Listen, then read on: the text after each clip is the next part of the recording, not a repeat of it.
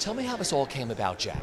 A friend of mine named Peter Gethers, who edited the 2 books of Sondheim lyrics and is a novelist in his own right and generally a all-around town fellow, came to see Cotton Club Parade, and he asked me if Wynton had ever played any Sondheim music, and I said I didn't know, but I would ask Wynton. And I asked Wynton, and Wynton said, well, actually, I was a sub-trumpeter in the Sweeney Todd Orchestra when I was right out of school. But other than that, no.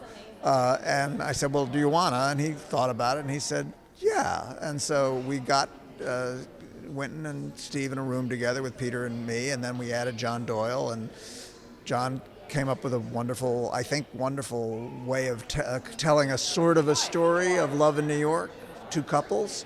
And Steve gave Wynton a whole bunch of songs that he thought might be useful for jazz treatment, and Wynton winnowed them down a little bit and said, I think I can make hay with this one, but I don't know what I would do with that one. And then that became kind of the master song list, and then John took that list and turned it into an evening, and Wynton went off to arrange it with his arrangers at Jazz at Lincoln Center, and here we are. So talk about how exciting this is, combining these 2 institutions.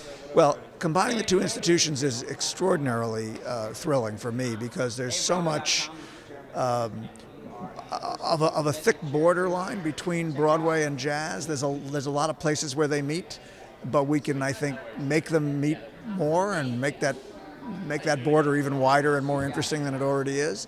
And they're both, frankly, really good at what they do. I mean, I always say about Encores, we're like Peter Luger's Steakhouse. We only need to know how to do one thing, but we do that one thing well.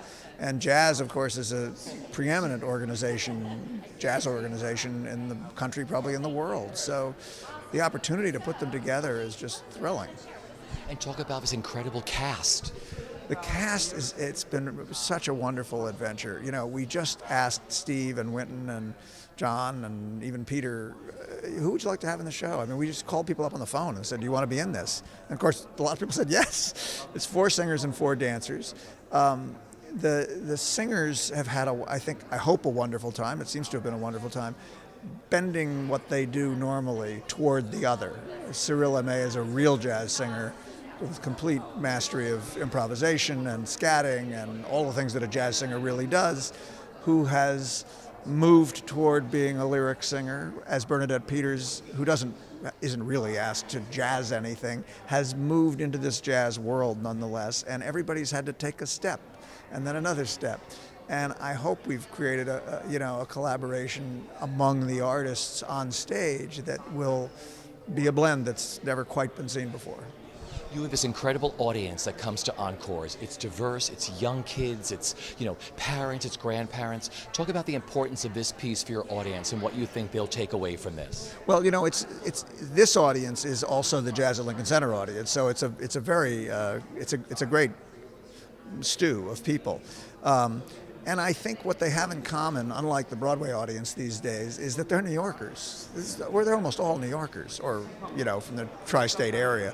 And so to do a piece about the romance of New York and romance in New York, with beautiful projections of New York and songs that are so much at the heartbeat of what New York is, for an audience that's from New York, I think we'll make a connection that is a kind of sophisticated connection that's harder to do on Broadway now, where you are playing to a wonderful group of people, but they're a much more diverse group of people in terms of where they come from and what their life experience is.